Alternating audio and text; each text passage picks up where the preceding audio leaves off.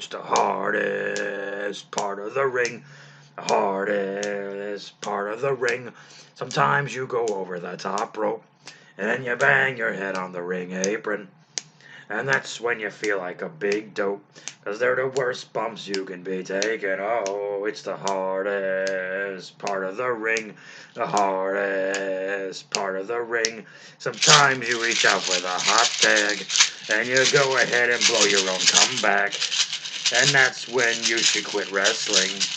And you're better off rolling in thumbtacks. Yeah, it's the hardest part of the ring. The hardest part of the ring. Double claps.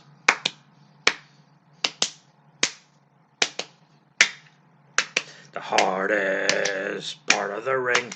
The hardest part of the ring. Ba-da-ba-da. Hey, it's the 50th edition. Happy 50th episode, Mark and Chris joining me on the hardest part of the ring. We've done this 50 freaking times. After today, it is daylight savings. We lose an hour, and I guess we're losing 2 if you're listening to this. It's the hardest part of the ring. My name is Bob, the intentionally worst wrestling podcast in history of the world. It is what it is. I am what I am. Any way you slice it, crossing your eyes and dot your T's, whistling Dixie, waxing philosophical. You got jokers cracking wise, Weisenheimers on the up and up, hooligans on the straight and narrow, dames are flipping their lids. Bada bing, jumping off the walls, daddy, bouncing off the ceiling. How much of this bullshit can I make while I'm really just looking for my notes at the same time?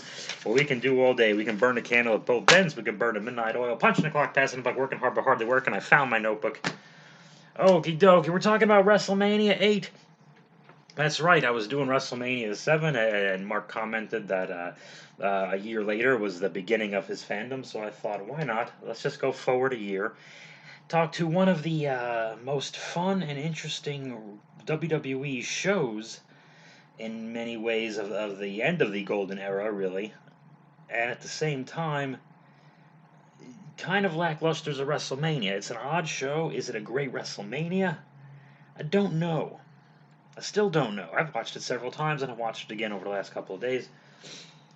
It's a great wrestling show. This would have been a kick-ass SummerSlam, okay? Oh, my thing's acting goofy. Let me plug my gimmick in over here.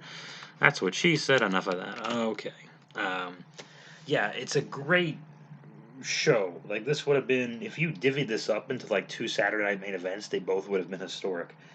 If you did, like, a Flair Savage and Jake Undertaker, and then one of the other matches, like Natural Disasters, Money Inc., or whatever the hell, on one Saturday night's main event, and the other one had the Hogan Sid with the Warrior Return, and then the, I don't know, Piper and Brett, and maybe throw on, El Matador, Tito Santana versus the Heartbreak Kid, Shawn Michaels, and Sensational Sherry Martel. Then, like, those 2 would have been, like, awesome Saturday night's main events. And the other matches they happened. I mean, they were aired, and people paid for them. This happened April 4th or 5th, I forget, on 1992. And this was a wacky one, a wild and wacky one. Was Hogan Flair the better call? Was it not? I don't know. Well, let's wait. I'm going to wait till the end to talk about all that. Let's get after the main event to talk about WrestleMania. So we are in a Hoosier Dome, and this is the height of the commentary, and much like WrestleMania 7, the fun of this show is Gorilla and Bobby. This WrestleMania, I noticed, was 2 hours and 40 minutes instead of 3 hours and 40 minutes like the last couple of Manias before it. So that's another thing, too. It felt less WrestleMania-like in my brain, because my brain always conditioned me to be like, set aside 4 hours of your time. And this one, they just kind of went the regular pay-per-view length. And they would for the next several WrestleManias. They would just kind of keep it a little shorter, and I almost said sweeter, but shorter. They kept them shorter. I mean, I think they had less star power. They had a smaller roster too. That's the other thing. Supposedly there was a dark match where with the Beverly Brothers and the Bushwhackers right before this, And I guess, as legend has it, this WrestleMania was a weird one because there was some kind of parking issue and people were coming in really late. So you can definitely see with El Matador and Michaels opening up that people are still walking into the. There's still a lot of people walking around. It had that feel. It was a couple WrestleManias ago, 5 or 6 WrestleManias ago. I think there was a U.S. or an indoor cruiserweight title match where people were still walking in. It was like 2 hours, like the beginning of the 2 hour pre-show, and of course people are still walking in. So they had their match. Um, you could see that a little bit in the back there. Heenan and Gorilla. This is the height of them being able to do whatever the hell they want. I think by the end of '93, I think Survivor Series '93 was the last time they did a pay per view together, at least to my knowledge. It had to have been because yeah, Rumble '94 was DiBiase came back and Heenan was gone. So yeah, and '92 Rumble and WrestleMania 8, just a few months after it, are the Gorilla and Bobby, are the pinnacles of their comments, and they make every match fun. That's the thing. When people go over these things and they look at them on paper, like, oh, I don't really need to see this 8-man tag with just the other guys on it. You're right, you don't, in theory, but you're not thinking about the big picture. Watch this show. Watch all of it. We open the show with the old intro song. And Vince is in full snarl here. It's WrestleMania 8. Hulk Hogan, Sid Justice. God, what a terrible name for Sid. People always forget, yeah, he was Sid Justice at the time. And, full snarl. Randy Savage and Ric Flair. Blah, blah, blah, blah, blah, blah. Gorilla and Bobby are outstanding. Reba McEntire, country singer, sings the Star Spangled Banner. Usually they sang America the Beautiful, but she sang the Star Spangled Banner. And everyone in Indiana and Indianapolis and the Hoosier Dome was very patriotic. This arena, too, uh, it actually was indoors. It was closed, but because I guess the canopy was somewhat transparent, it really looked like an outdoor show for most of the night, but it wasn't. It was indoors. It just looked outdoors, which I like that a lot because you get the outdoor look, which is cool and different, and you keep the indoor sound. So and you'll hear it a few times in this show. You'll hear that indoor pop with the outdoor look. Very cool. I always enjoy the look of WrestleMania 8 for that reason. Reba sings her song, and El Matador Tito Santana enters as she's leaving, and Santana, of course, he's a bullfighter now. I think he looked great. I don't care what anybody says. It was colorful. It was different. The gimmick wasn't meant to be world champion, which some people say is not a good way to make anyone's gimmick, but it was just to give him some flavor for his last couple of years. Kids like it. It's colorful. Why not? It was fun. And he does like the gentlemanly hand kiss of Reba McEntire. It was really cool just to see like the old chivalry, and no one complained. She was not like Willie Nelson the year before. She was not decked out in every piece of merchandise they were selling back there.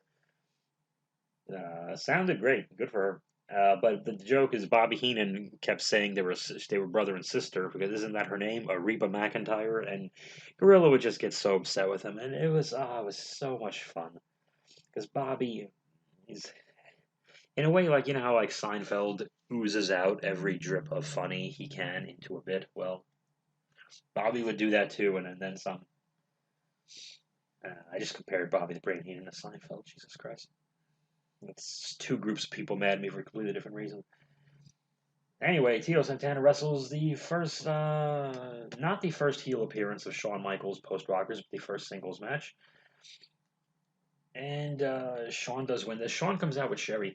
During Shawn's entrance, they go to the front row, and you see with her head down a very bored looking Linda Hogan during the beginning of Shawn's entrance.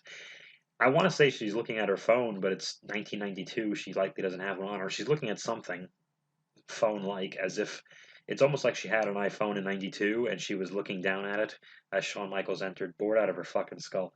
So that was really funny if you catch that. And there's a few other characters we're going to catch later on.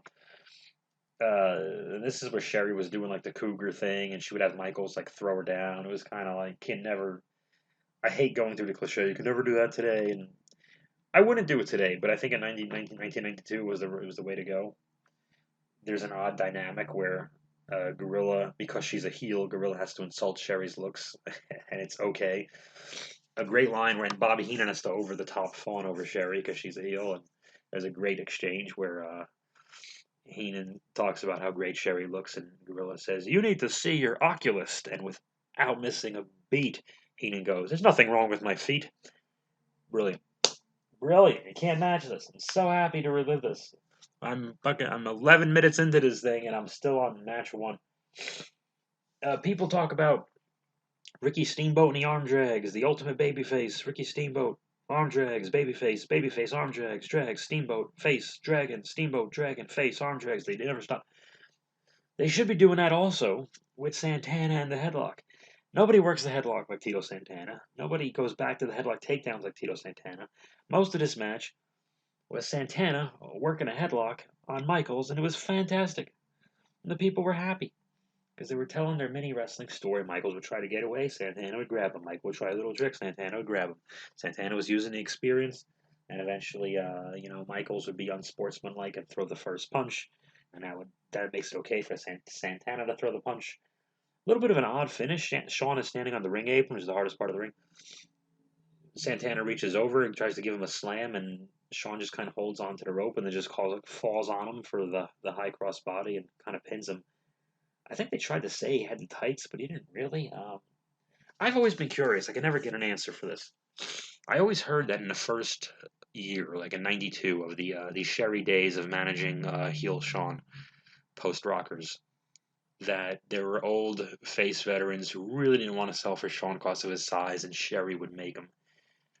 I really doubt Tito would be one of those, but I don't know. I don't know the guy, but he seems like the sweetest guy. So I'm not really sure. But I'm curious as to who those faces were. I bet you one of them was Greg Valentine. I guarantee you one of them was Greg Valentine. Was Texas Tomato one of them? Maybe. I don't know. But if I had to guess, until Sherry made the guy like by punching him in the throat to sell for Shawn. I'd love to know who some of those baby faces were. So Shawn gets the pin, and I guess this match was supposed to be Shawn and Marty, another what was supposed to happen in Mania 8 situation. Of course, Marty's Marty, and I don't know, he killed someone for thinking they're gay. Did a bunch of drugs. I don't know what the fuck Marty did. I don't fucking know. Anyway, he tried to have sex with his daughter. I don't know the fuck. Oh Jesus, Papa! I didn't say it. Marty said it. I'm just gonna mumble the rest of this podcast away from the microphone. Sorry. Match gets 5 stars, by the way. 5 stars. Then we go right to the ultimate momentum killer. Gene Okerlund interviews the returning Legion of Doom, who were only gone for 6 weeks. Maybe. I think a few weeks after the Rumble, they lost to Money Inc. on some house show, and they didn't really want it aired. They didn't like the idea of them losing. I've never seen this match or who got pinned or who pinned who. It's so weird, but yeah. So there, and they returned with Paul Ellering, who at 12 years old, I did not know who he was. I did not understand. Paul Ellering held up a Wall Street Journal, as he always does, and cut the promo about the destruction and how evil he is.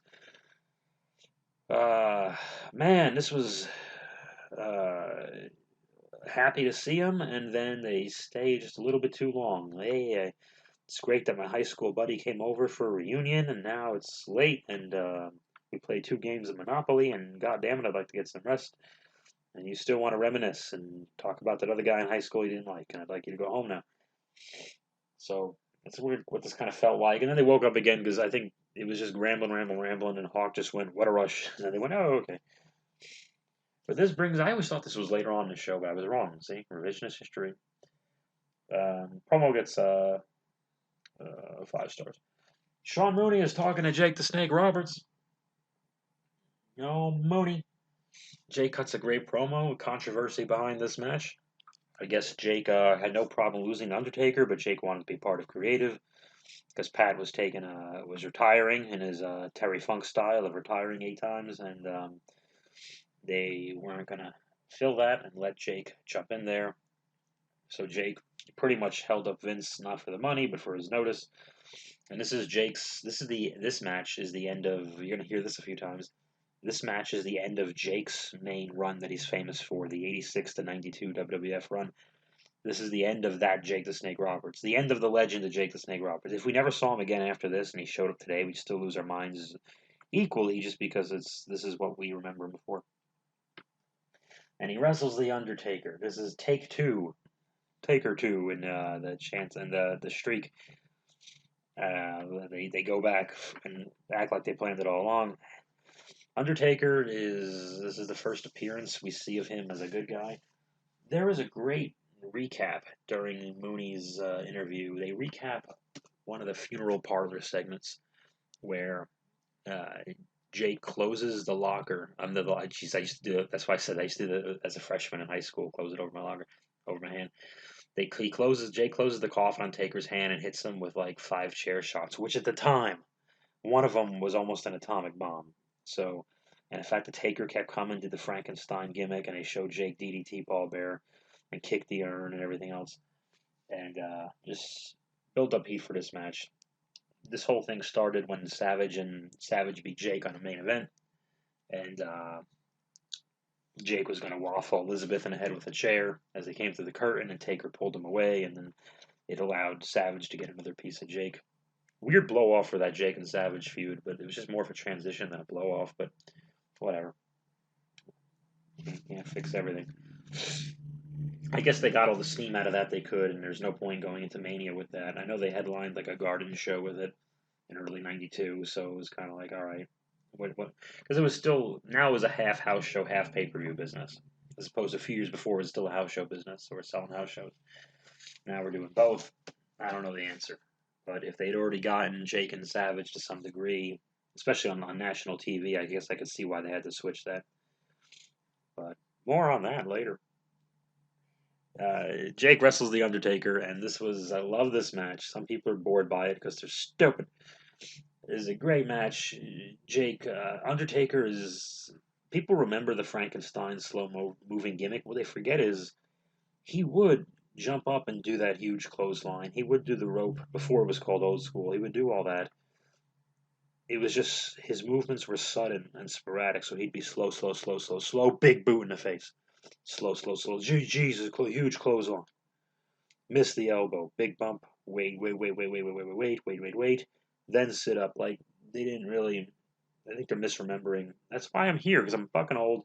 I want to tell you what really happened instead of just everybody just remembering it the way that's convenient for them so they can argue that AEW was a good idea. Okay, Jesus, Bob. Okay. Anyway, Jay Taker kicks out or sits up from 2 DDTs. Now, no one kicked out of a DDT. No one got up from a DDT ever in this iconic run. That was like a nuclear bomb. So it was a big deal when Taker sat up. He grabs Jake, gives him a pile driver, the tombstone on the outside, and then just rolls him in. I used to think he gave him one on the inside too. I was wrong. He gave him one on the outside, and yes, I know his head was Jake's head was a foot away from the floor. God forbid Taker protect him. Little suspension of disbelief there. Maybe a different camera angle would have helped. I don't know. But what the hell do you want him to do? Also, Jake's a tall dude, okay? I don't think Taker's much taller than Jake. They might even be the same height. But you don't think of Jake as a giant because he wasn't but he's a tall dude. So, Taker had to be extra careful with him. Not break his neck on the floor there, which is good. We don't want that. So, and I really think it looks better if even if the guy's head is 6 inches or whatever, 12 inches away from the floor, it's better to have the jarring impact, and then you could kind of drop him on the floor, but flat on his back anyway, and that the combination of the jarring and the drop, it kind of to me that looks cool too. So, which is pretty much what happened there. So anyway, rolls him in, crosses the arms, 1, 2, 3. Match gets 5 stars, 5 stars, boy. And this match, to me, was a passing of the torch no one talks about, or I don't even know if it was recognized, because Jake was a babyface when I got into full time into wrestling in middle of '89, and Jake was that weird, dark, creepy kind of hero. It was a Batman type of quality, not in fighting style, but in a whole He's the creepy guy with some evil in him, but he's on our side.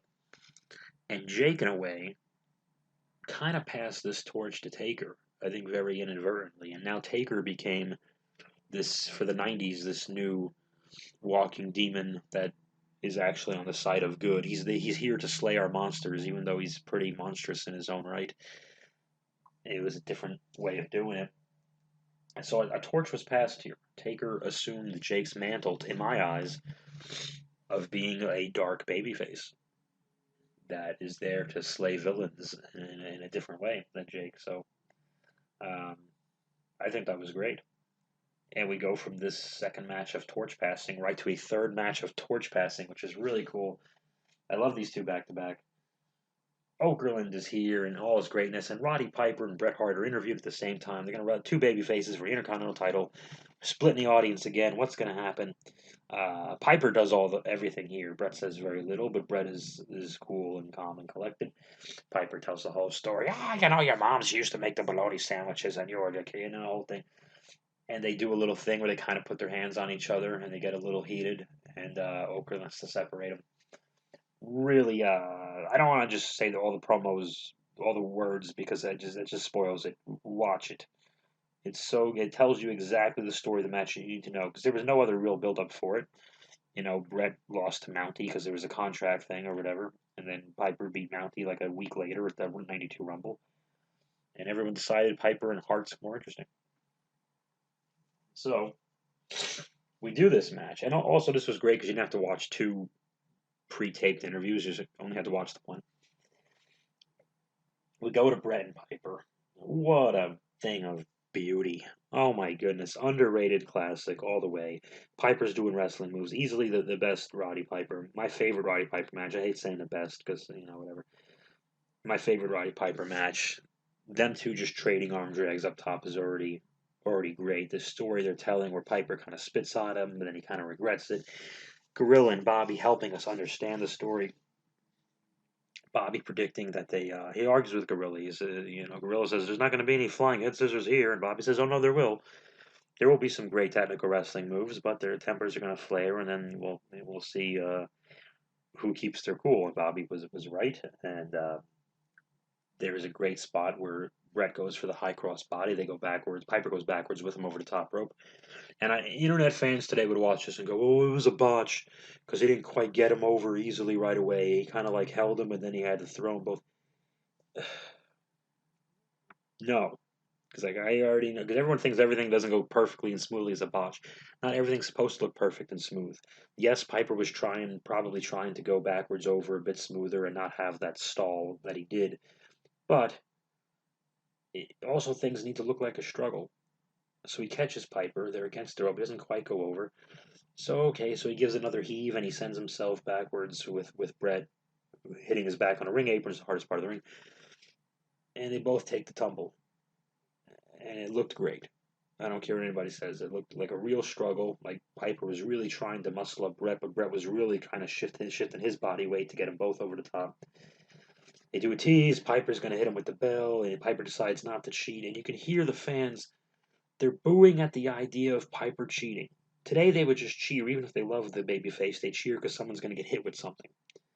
They were yelling at Piper. You can see, look at the audience standing up there yelling at him, don't do it. Don't be a bad guy. Don't do this to Bret. This is not why we love you, Roddy. You're better than this, Roddy. That's how the audience felt.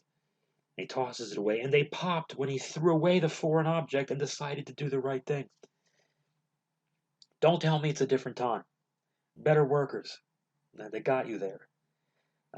The Piper goes for a sleeper hold. Bret pins Piper. He rolls back on the sleeper. 1, 2, 3. Eventually handshake hug, and Piper does kind of stay in the ring and steal the spotlight a little bit because Piper. But this was another torch passing. We're going to get away from the brawling. We're going to move to a more technically sound, slicker match, which is hilarious because Bret was covered in blood too.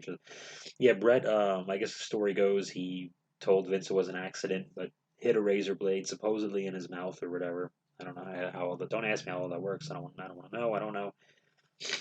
But Bret gigs and just says it was an accident, and they didn't get any trouble for it, and that plays into the show later. And this was another torch passing. Yeah, we're going to go with this movement. Of course, Brett became champion 5 months later. And there you go. And he beat a guy who got in trouble for blading later that night. So there you go. Brett beats Piper. Bobby Heenan takes us to Lex Luger and fawns over Lex Luger. Lex Luger shows up very carefully, saying he has joined the WBF, the World Bodybuilding Federation. Oh, if you were not a fan for this, you were so fan during this time, you were so fortunate.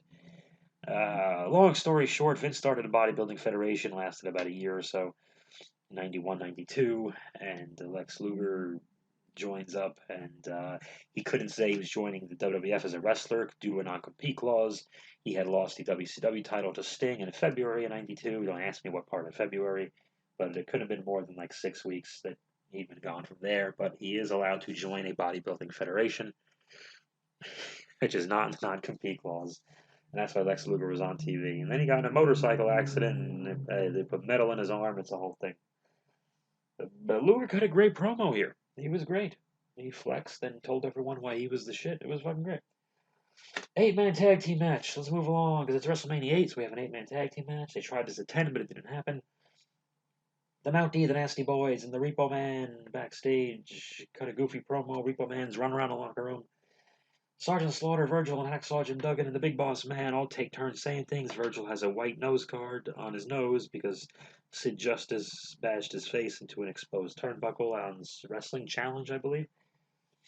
Ray Combs, who hosted the Family Feuds, is dead now. He gave him a bunch of like old stock cheesy insults, and the heels get very upset. And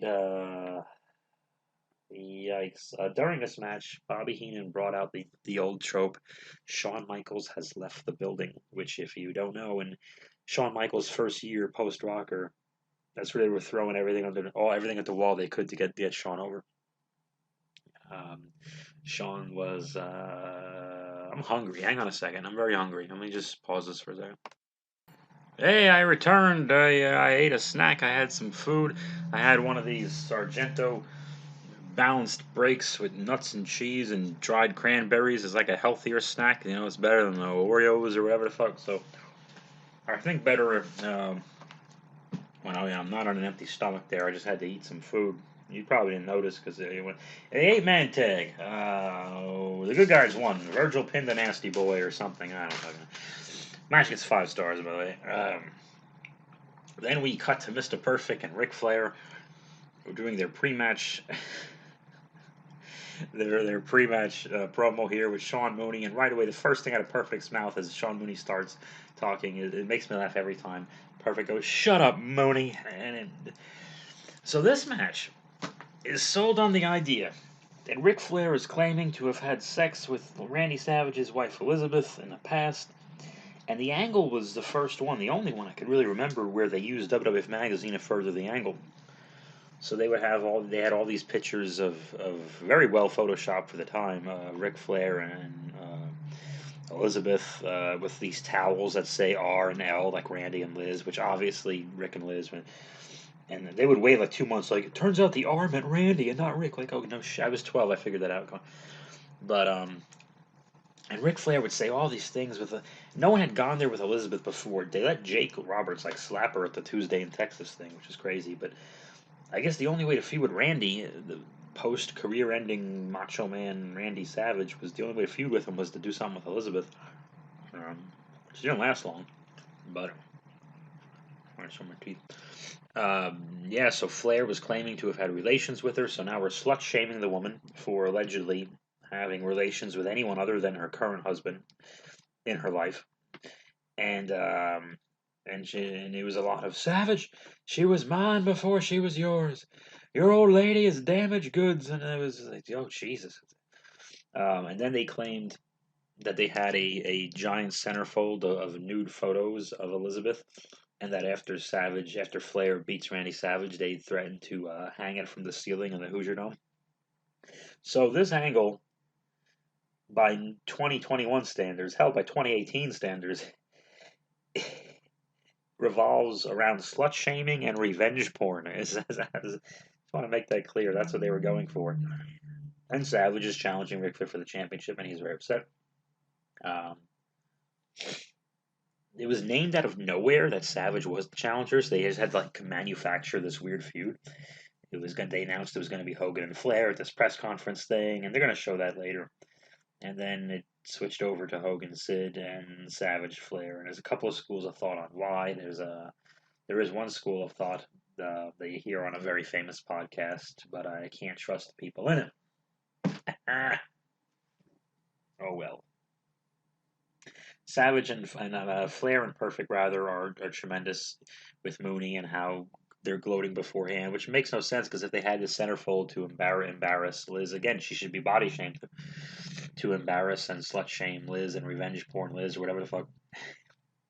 Shouldn't they just release it to the public whenever? Like, why wait till they beat Savage? I mean, Gene Okerlund is with Randy Savage, but he's not with Randy Savage. He's at a door that has a Randy Savage star logo on it, and he says Randy Savage is not talking to anyone before this match, which I love that. Savage would do this for some of the bigger pay-per-views. I think Mania 5 was one of them too, where they just wouldn't talk to Randy. Randy Savage would be too intense. You can't get a hold of him. Yada yada. And it does suck because it denies you a Randy Savage promo on a pay-per-view, but it's the intensity. It does to me. It builds a very intense.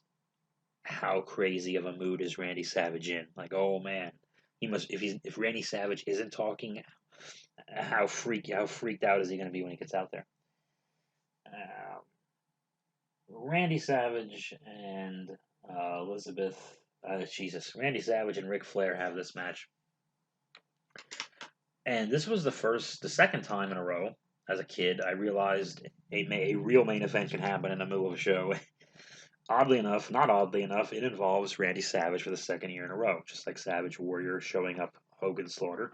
Savage Flair shows up Hogan Sid Justice. Hey, some of this sounds familiar. This was odd. It reminds me of SummerSlam '90, where okay, the title is Warrior Rude, but we have to call it a double main event because Hulk Hogan's in a match, so we have to call it a main event, and we kind of did the same thing here because it's Hulk Hogan. And I think this is the big. As a fan, like as a young fan, I was a Warrior kid and a Savage kid, and I would get so mad at Hulk Hogan. I think I liked Hulk Hogan for the first 6 or 8 months. I was a wrestling fan, and then quickly I started getting a little. I think I like this Warrior guy better, but whatever. They have this amazing match. Uh, Randy Randy enters second. Ric Flair enters first. Randy enters second. Randy ends up right away chasing Flair to the outside, and Flair tries to get away. Randy lets Mr. Perfect grab him by the neck and drag him like halfway down the aisle down to ringside.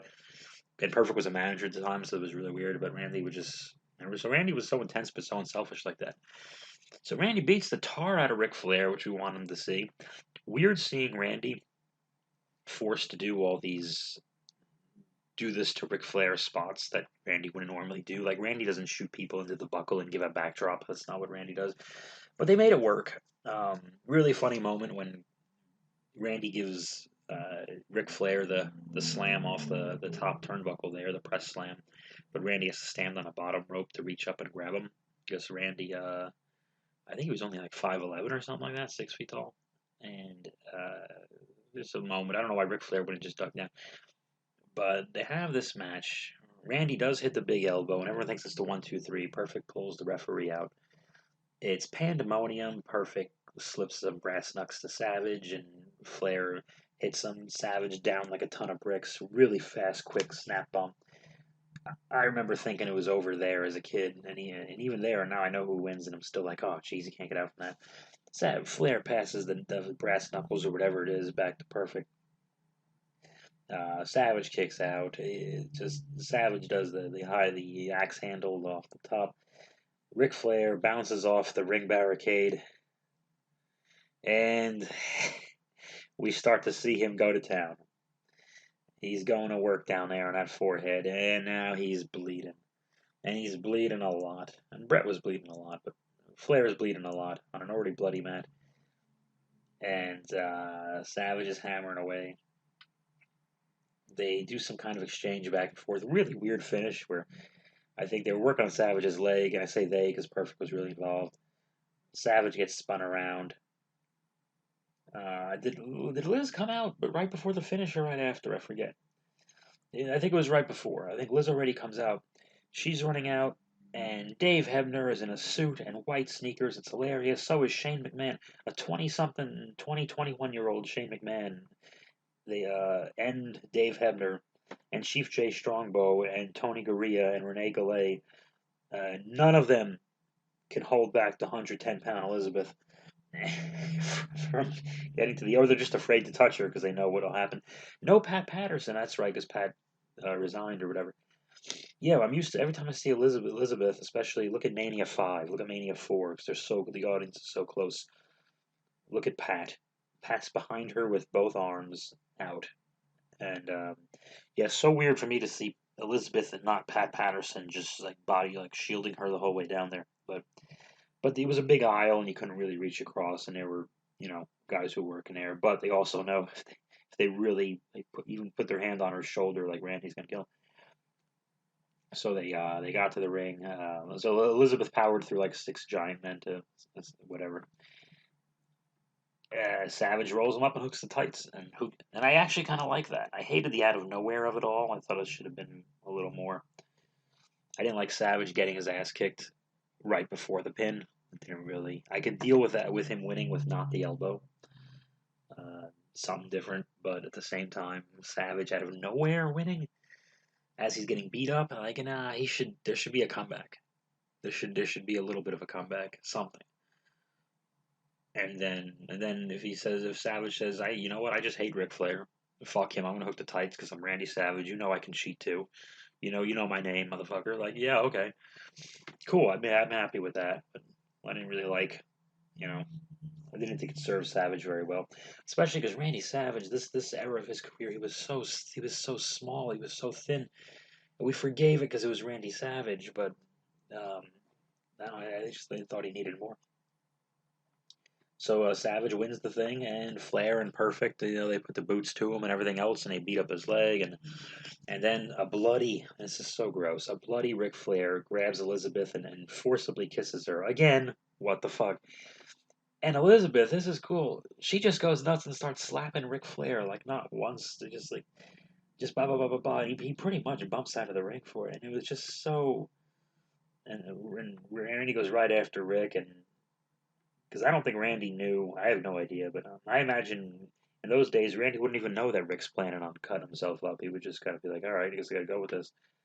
And now this bloody, sweaty Ric Flair goes and kisses Elizabeth, and I'm like, "Oh, jeez." But I wouldn't be surprised if Randy got a chunk of skin or two out of Flair on that. Who knows? Or at a later date. But um, and there's fireworks, and Randy with one leg is being held up by Elizabeth, and he has the title. And and Randy's promo following this, it really explains the finish better than what the hell ever actually happened. This is where we have two promos. Again, we go back to Sean Mooney, and Perfect this time once again begins it with "Shut up, Mooney" for the second time, right before and after the match. Bookends the whole thing. Absolutely perfect. Ric Flair and Heenan joins them. Ric Flair cuts a great promo here, and we've heard that Vince hated Flair's yelling promos at the time, but I could not disagree more. This was tremendous. Ric Flair explains how they're going to regroup and re-win the championship and yada yada yada, and he's still kind of bloody, and Mooney's all grossed out. And then we cut to Savage and Okerlund once again. Savage and Okerlund. Now Okerlund has Savage, and this was always a funny moment. I don't know why. Randy's talking about how angry he is at Ric Flair. He puts the title on Elizabeth's shoulder and he says, "This is yours. Take it and go." Yeah, and it just makes me laugh every time. And so Savage rips his own golden shirt thingy off that he was wearing, and he explains to Ric Flair, "You see, how can I hurt you? Because I know I have to hurt you. The best way to hurt you is to take the only thing you care about away from you, and I took it, and I just got a piece of you, and the next time I'm going to take the rest of you. Um, and I didn't think you could make me any madder. I didn't think you could make me any madder than you already did, but you go ahead and make me madder. Doing the thing, yeah." And he explains because he gives the audience a reason to care about a rematch, even though the babyface won the title. Because they probably have to go to Europe right after this and do a big fucking tour, and I know they went to Europe. Right? We have the fucking Coliseum video thingies, so he has to make them care about the rematch. Why would I care about the rematch if Savage already won? Well, Because Bloody Flair kissed Elizabeth, and now we need revenge for that. So, and he disgraced Elizabeth's name. And later, the magazine would air the real Randy and Liz photos, and so just so the fans who are following this and believing this, just so they know, okay, just for the record, Elizabeth and Ric Flair were never a thing. That was just Flair talking like Ric Flair. So, we recap the press conference of Randy Savage, Roddy Piper, Hulk Hogan, Sid Justice, and The Undertaker, finding out which one of the five will wrestle Ric Flair for the WWF Championship of WrestleMania 8. So this happened shortly after the 92 Rumble. Jack Tunney's going to announce the winner, and everyone has a claim here. Roddy Piper is the IC champion. He's the number one contender. Sid Justice was the last one thrown out in the Royal Rumble. Hulk Hogan and The Undertaker were both recent champions, and it was vacated. And Randy Savage is also a former champion as well. So everyone here has a claim to why they should be the number one contender. And Sid Justice does the thing where he stands up right before he thinks his name will be announced. It's Hulk Hogan, and Hulk Hogan gloats like a 12-year-old who just won something he wasn't supposed to win. Yes, it's me. I'm awesome. It's me. And he just nothing likable. That's where they really just lost touch on how fans were viewing Hulk Hogan, in my opinion. But anyway, so Sid says some bad stuff at the press conference. We cut to Saturday night's main event. Hogan and Sid, of course, versus Ric Flair and The Undertaker. And Sid leaves Hogan to dry to get his ass kicked. Sid almost hits Beefcake in the face, in his metal face, which would kill him. And then later we see Sid Justice take a chair to destroy Beefcake's barbershop talk show segment. Sid does not know he has powder all over his face and looks preposterous. But then we cut to the Lumpy Indians, who Heenan called the Lumpy Indians. Wow, this allowed Heenan to be very racist. Rick Martel cut a promo before his match with Tatanka, and he said all the cliche Native American jokes. He's got reservations about him. He's going to catch him scalping tickets. No, not appropriate today, but at the time, the point was to make Martel look like a dick, and it did. Rick the Model was great. That was Martel with Sean Mooney. And then Rick Martel wrestles Tatanka, and of course, this match really went about 3 minutes. It was just Martel got a little bit of heat on Tatanka. Tatanka had the Native American tribe doing the chants with him. And then they went out during the match as Heenan was talking. Heenan really spent this still yelling and trying to calm down about Flair. And Gorilla and Flair have this, Gorilla and Heenan have this great fight where finally Heenan gets flustered, so flustered, and he goes, "Put him up!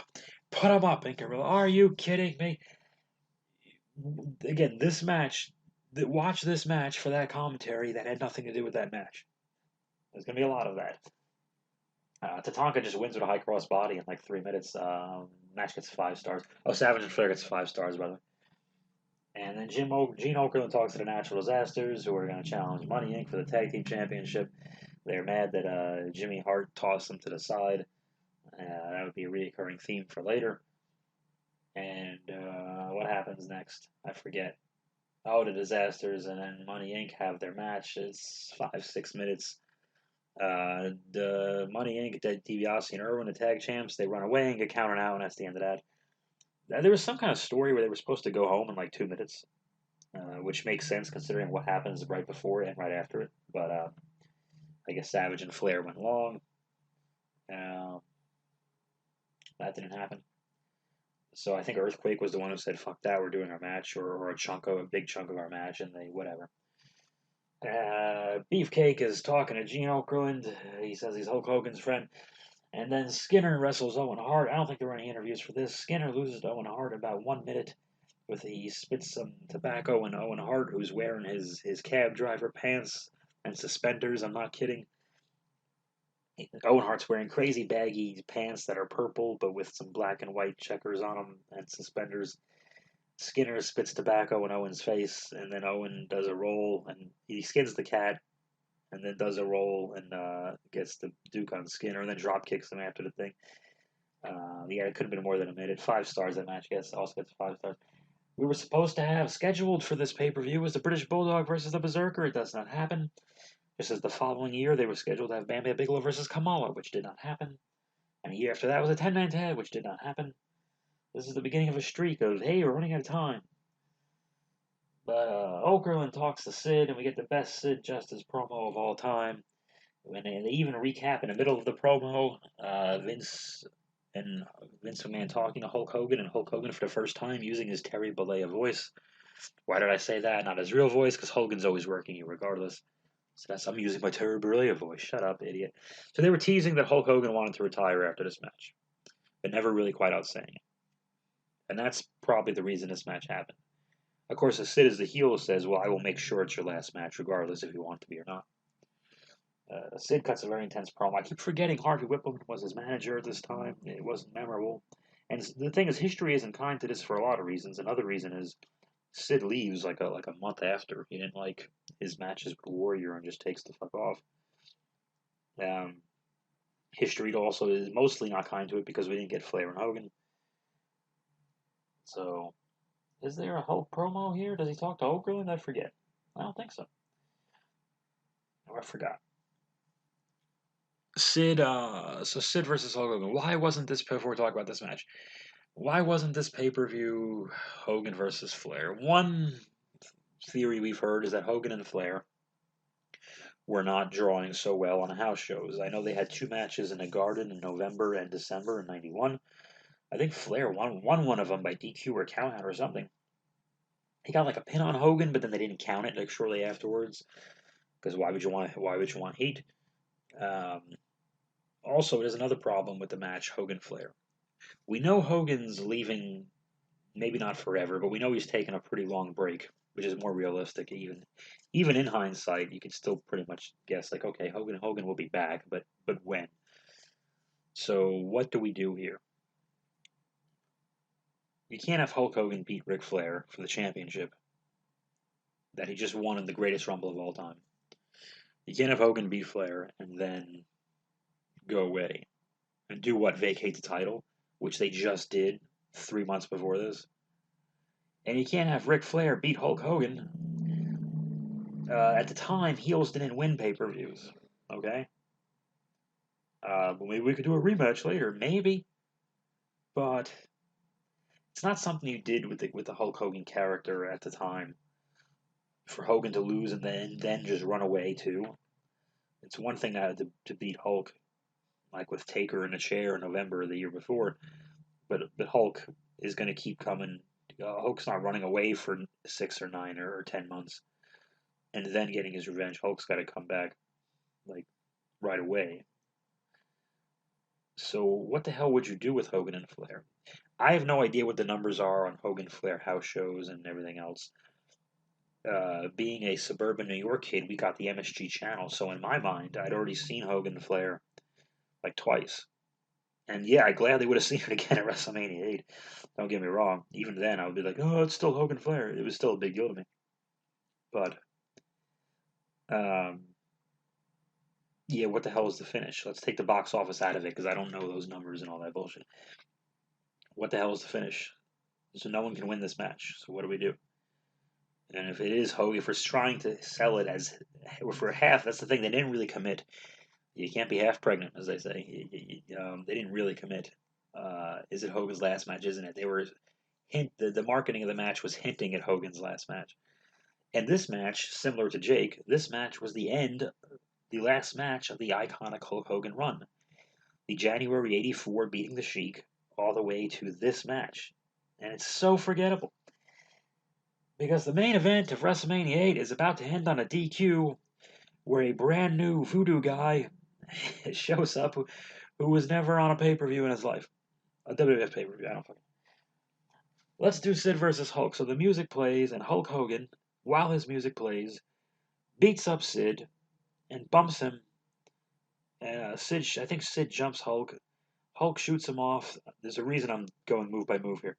Hulk shoots him off. Hogan drops down while the music's playing, and he's still in his Hogan shirt.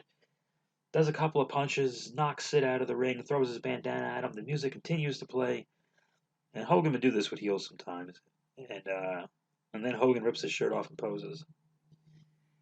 We just saw a recap of Sid powerbombing guys on top of stretchers and throwing the stretchers into the ring. breaking Virgil's face, killing a barber shop, and almost exploding Beefcake's face. He's the most evil. He's not just a big, strong monster. He's a diabolical, insane monster. He's gonna kill everybody. This is more dangerous, even though he's not as big as Andre. Look how Jackson is. Also, look how crazy the guy is. Gorilla calls him Psycho Sid once during a match too. I think it was just a precursor. So, and his last name is Justice, which fucks up the whole thing because heels talked and sounded and acted like heels, and faces did the same back then. But whatever. They just called him Sid most of the time. It didn't matter. If someone says Sid in wrestling, they kind of know who you're talking about. Why doesn't the match start with Hogan tries something and it doesn't work?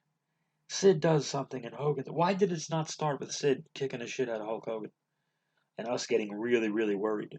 Rocky understood that when they did Rocky and Clubber, Rocky and Drago, even Rocky and Apollo.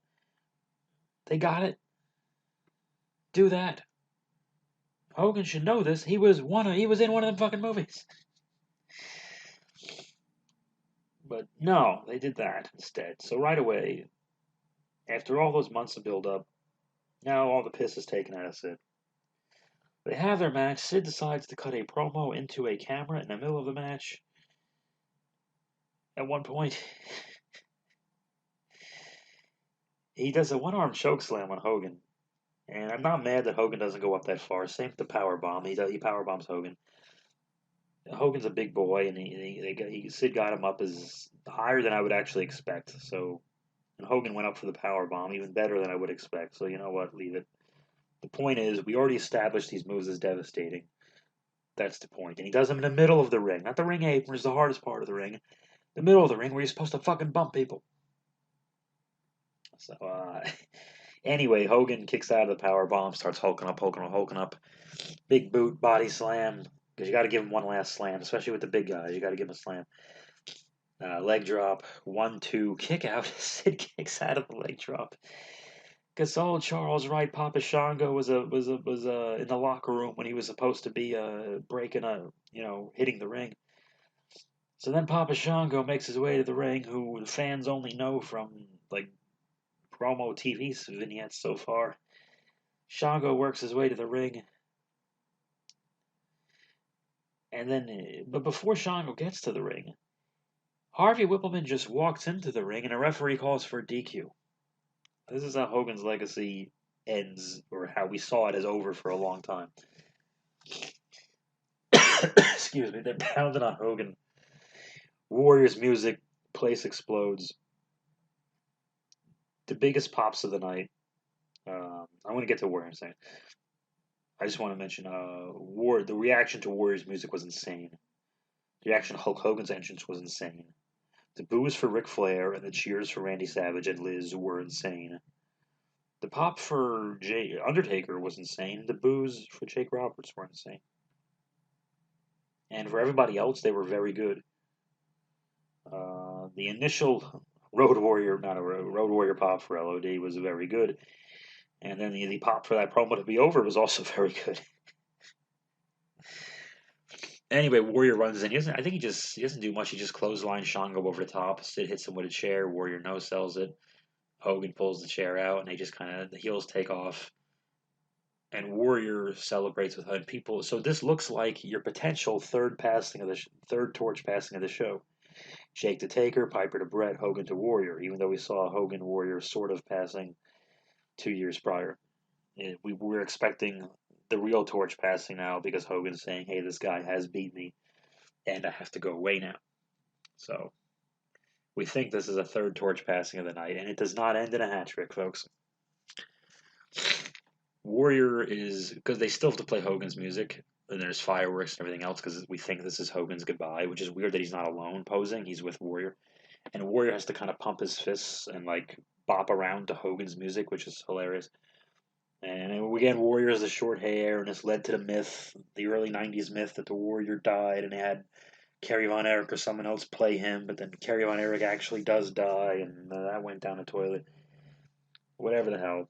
I would hear that too, and I never believed it, even as a kid. Yeah, I was like, it can't be true. I think it's the Ultimate Warrior. 'Cause I wanted to believe was the. I always believe, Warrior, always believe it was one guy who now actually is not alive. Okay, so it's over. And we thought this was the end of Hulkamania, or the end of Hulk Hogan. It was the end. To me, it was the end of Hulkamania. Hulkamania ends like this. Hulk Hogan does not. But the real, the mystique, the force of, and you could feel how sick it was at the beginning of the '91 Survivor Series, and you got a pretty grim diagnosis at the '92 Rumble about the health of Hulkamania. Allowed as it was a long one. WrestleMania 8. I hope you enjoyed my recap. It wasn't that funny. There was nothing to make fun of. I just want to tell you what I liked about it. There were three torch passings on this show, two of which stuck, and a lot of oddness. If it was Hogan Flair, if they still went ahead and did that match, which again, box office or no box office, what the hell is the finish? So they could have done it. But if they did, that's what everyone says they should have done. Well, they should have done it. And if you keep Jake and Taker the same, that leaves you with Savage and Sid. And Savage, forgive me, I love Randy Savage, but again, I mentioned how much smaller he was at the time. So Savage and Sid, yeah, it's gonna be hard to buy Savage going over Sid, but Savage would still have to go over Sid. So how do we do this? They did the best they could. Hogan leaving actually fucks it up. After everyone being so sick of Hulk Hogan, even 12-year-old me being sick of Hulk Hogan after only 3 years, has to agree this show would have been better if Hulk Hogan had stayed around for a few months later, or a year later, or whatever. To the next, yeah, it would have to be a WrestleMania, I guess. I don't know. WrestleMania 8. Is it a great WrestleMania? It's a good WrestleMania. It's an interesting, it's a fun WrestleMania. It's fun. It's a great wrestling show. It's a 2 hour and 40 minute. It's 25 minutes shorter than your average, than your weekly Monday Night Raw. You could skip Raw, watch this show instead, and have seemingly more spare time for yourself. I did not see one bump on the ring apron as the hardest part of the ring. I'm not going to do the theme song. So, you know what it is? It's the 50th anniversary. Let me take some water. Hang on. It's the 50th. So I thank you, Mark and Chris, and whoever else has accidentally listened to this. Some of the people who've given me the dislike button. Um, I really enjoy when there's like 6 views, 8 views, 12 views, and one random video will have like 180 views, and I have no idea why or what I did that day. I usually don't even put tags in these things on the YouTube thing. I just fuck it. What's the point anymore?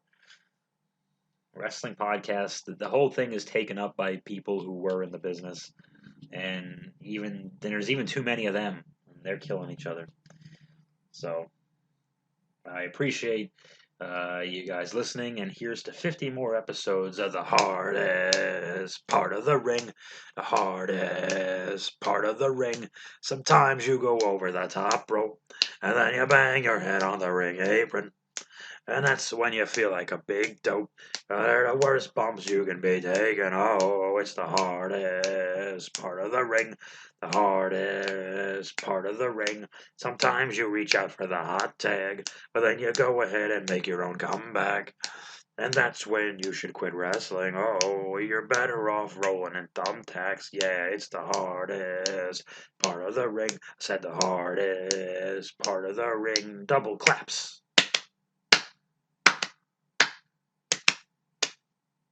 The hardest part of the ring. The hardest part of the ring. The hardest part of the ring. The hardest part of the ring. Ba da ba da. Ba da ba da.